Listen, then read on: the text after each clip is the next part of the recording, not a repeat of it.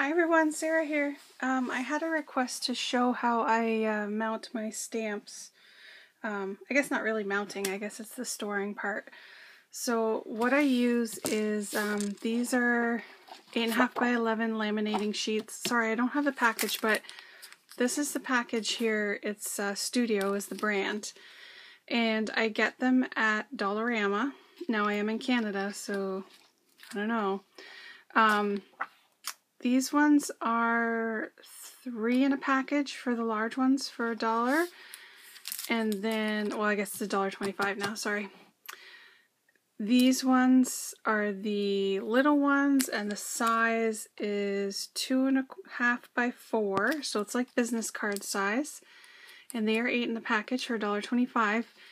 And then what I was doing was cutting these ones down in half, but I found these ones at Dollarama also. And the brand is GBC, and they're actually for photos, so they're 5 by 7, and there's 5 in the pack for $1.25. Now, they're okay, they're not as thick as these ones. These ones are like super, super thick and shiny, whereas these ones are not as, oh, also can't open them. These ones are not thick and shiny, but, well, they're still shiny, but not as thick. But they work. They do the job. Okay, so I have the Tim Holtz tonic scissors, and this is what I use for cutting up my rubber stamps. I do recommend, if you don't cut them, that's fine, but you take the chance that you're going to get ink on your corners, and when you stamp it, you can make a big hot mess. So it is actually better to trim your stamps, not super close, and very carefully too, because you want to make sure that when you're cutting, you're not cutting on an angle. You want your foam to be behind your rubber to support it when you're stamping it, because if not, you're not going to get a clear, crisp image. So you do have to be careful, but I do it pretty fast because it is hard. It kind of hurts my hands. Sorry, I'm just going to try and focus for you guys there. It does hurt my hands when I'm doing it, and you're also not supposed to turn the rubber like I do like that, but all I do is actually take my scissors like this. Sorry, this is hard to do with the camera in between me here. Alright, so I wouldn't recommend turning like that unless you're used to doing it, because you can, the best thing to do is just like this, do very sharp, straight cuts. Just like that. Okay, so you can see where I went around here that the rubber is sticking out. So then I just take my scissors and trim the rubber just a little. So that's it, it's done.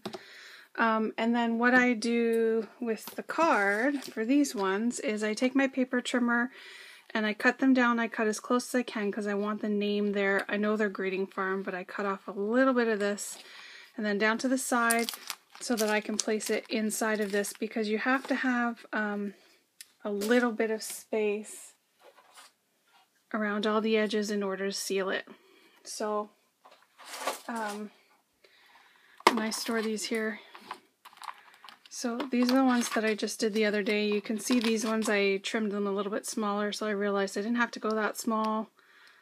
So I made these ones a little bit bigger. So then I just keep those. I'm going to swing you guys around just for 1 second. I'm going to hurry up. Okay, so this is my IKEA cart. And basically what I have is some of my stamps that I use. I've got the tray in the middle here for the little stamps. And then on this side I have all of the 5 by 7s. So as you can see, these are the ones that are a little bit floppy. Excuse me. But for that size, I'd rather keep them there. And then for the big ones, I'll bring it back. There you go. For the big ones, I actually punch holes in them and put them in this binder here. So they're stored like this. Alright, and I keep my extras back there. So, I'm going to cut that one down and do it after. I have this one here for the 5x7. So what I do, because your one sheet is thicker, your clear one is thicker, and then this one is the one that's sticky, and that's the thin one. So you want the thick one for your stamps to cling to. So what I do is I put my image in face up, I kind of center it around, and then you have to carefully do this because sometimes once it's stuck, it will not move again.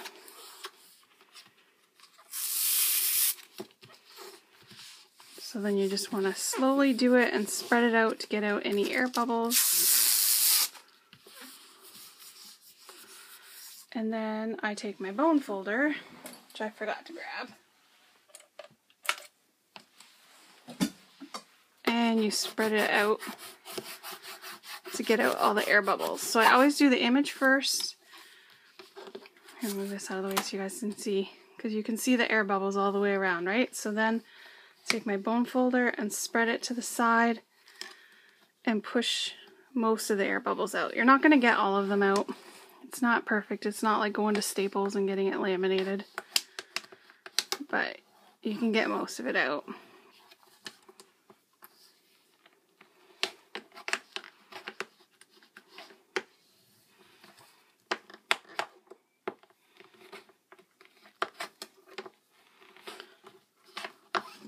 Oops, sorry.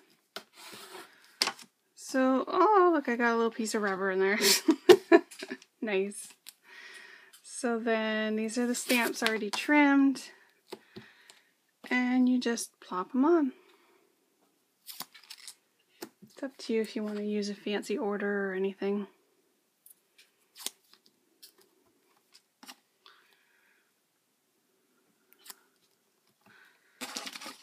And then this is just garbage, or you can use it for a stencil or something. It's up to you.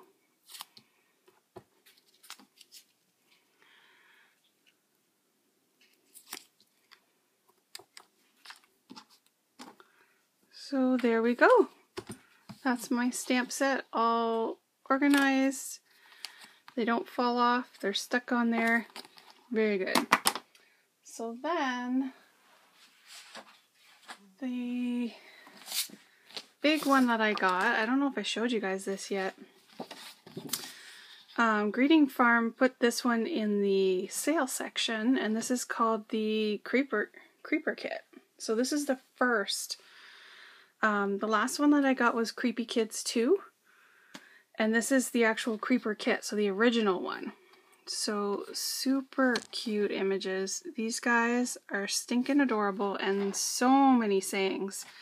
And you can see all the messes all around.